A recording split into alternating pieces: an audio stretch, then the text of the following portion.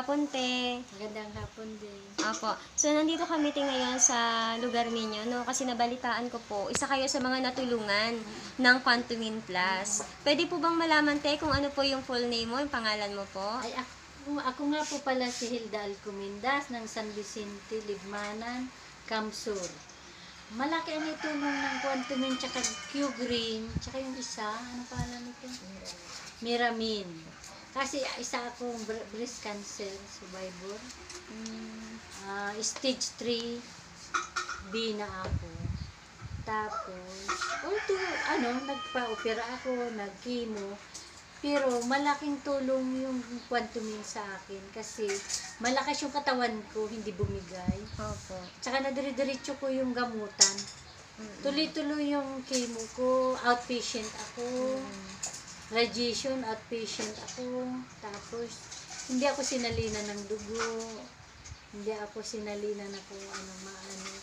Kasi malakas yung katawan ko. Opo. Kung baga ibig sabihin mo, te, hindi ka katulad ng ibang pasyente. Kasi yung ibang pasyente na nagkikimo, talagang humihina yung katawan nila. Ikaw, te, habang nagkikimo ka, napapatuloy ka na magpa-check up sa doktor, ginagamot ka dahil nga sa breast cancer, ikaw po, nararamdaman mo sa sarili mo na malakas ka. Ay, malakas ako. Opo. Habang nagkikimo ako, sige ang plantita. Opo. Plantita ako eh. Oo, nagtatanong ako mga masitas, Opo. mga halaman, tapos namamaliki ako. Opo. Oo. Kahit yung nagkikimo ako, Opo. bago ako papasok sa ospital, namamalingki muna ako. Ayos po. Tapos, nung nagra-radiation ako, ganun din, malakas ako. Hindi ako pumayat, hindi ako nanghina. Ang galing po. Talagang... Kasi malaki yung naitulong ng Quantum. Sige po. Kung sakali po tayong tatanungin ka kung ano po yung pagkakaiba, sa tingin mo po, ano po yung kaibahan mo dun sa ibang mga pasyente na nagkikimo tapos hindi po nagtitake ng Quantum. Ano po kaya yung kaibahan mo sa kanila? Ang sabi sa akin ng doktor ko, mga pagkaibahan daw namin, sila, kailangan muna nilang ipasok sa ospital bago sila ikimo. Kasi bumabagsak na yung katawan nila, pumapayat na sila. Ako na-continuous ko yung outpatient. Outpatient ka lang po. Outpatient ako nung nagkikimo ako. Kasi malakas daw yung katawan ko sa mga kinaya ng katawan. Opo. Bale, ilan po kaya, paano ka mag-take ng Quantum habang ginagamit mo po yun, nung nagkikimo ka po? Di ba sinasabay mo siya? Paano ka po mag-take?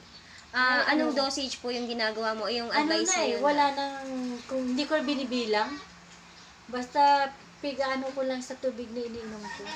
Parang sinisirit mo siya. Sinisirit ko na siya. Kasi di ba patak-patak yan? Ngayon, sinisirit mo na po. Hindi na siya patak, sirit na talaga. Okay po. Lalong-lalo na kapag bago akong chemo. Kasi pag bago kang chemo talagang manghihina ka kasi suka ka ng suka. Wala ka ng, hindi ka makakain kasi suka ka ng suka. Tapos, puro Quantum lang. Hindi mo naranasan na manghina, te? Nanghihina ako pero Mild lang. 2 days, 3 days lang. Tapos, pero kahit nanghihina ako, kaya kong maglakad, kaya ko pumunta sa kalsada. Grabe. Ibig sabihin, nagagawa mo pa rin po yung mga normal na nagagawa. Ng mga walang sakit. Ano po, te? Ang galing naman ng sabi nga ni Quantum. Ibang-iba daw ako sa ibang pasyente niya. Kasi yung ibang pasyente niya, kailangan muna daw niyang i-confine. Opo. Bago Kasi kailangan palakasin bago mag-chemo. Oo, tapos minsan, yung iba, sinasalina ng dugo. Opo. Tapos bagsak yung mga CBC nila. Ako, sa awa ng Diyos. Grabe, anong galing po ng Quantum. Nakakatawa naman. Bali, gaano ka na po tayo katagal gumagamit ng Quantum? Siguro, 2 years. 2 years po. 2 years, hanggang ngayon? 2 years. Nakakatawa naman ang Quantum. Ano po? Kaya hindi ko siya tinatanggal sa gamit.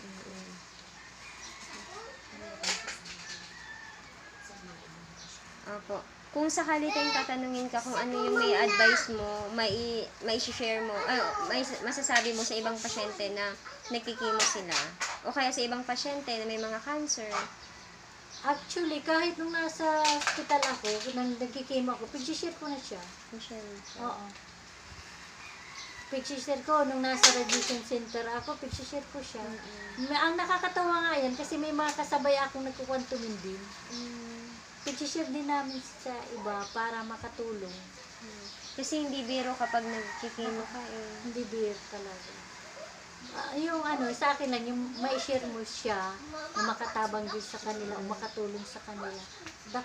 Malaking bagay na rin yan. Para sa'yo, makatulong ka sa iba. Tama.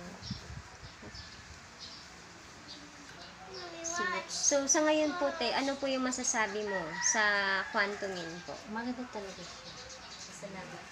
Tsaka pang emergency. Pang emergency. Maraming naitulong niya sa amin. Ang Quantumin. Una-una sa lahat, nagpapasalamat ako sa mahal na Diyos kasi nakilala ng anak ko ang Quantumin na nakatulong, tsaka kay Doktora Nelia Masida. Kasi kung wala siya, wala ang Quantumin. Salamat kay Doktora Nelia Masida. Kasi kung wala siya, wala ang Quantumin. Salamat. Salamat po. Okay na.